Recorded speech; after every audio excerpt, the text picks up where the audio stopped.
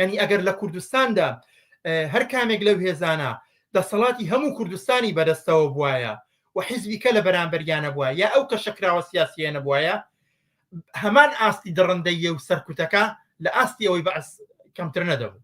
بەڵام لە نێو ڕاپەڕیندا دەتوانم یەک شتی کە بڵێم لە نێو دڵی ڕاپەڕیندا یەک ئەزمموی زۆر گەورە هەیە ناکرێت لە بەرچاوی نەگرێت.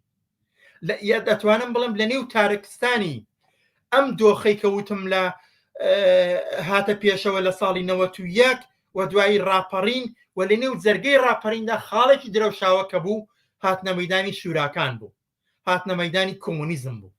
تا ئەو کاتە هەڵسوڕاوانی بزوتنەوەی کرێکاری و هەڵسوڕاوانی بزوتنەوەی چەپ و مارکسستی خەریکی خەباتی نهێنی و ژێرزەمینی بوون بەهۆی سەرکوتی بەعسەوە.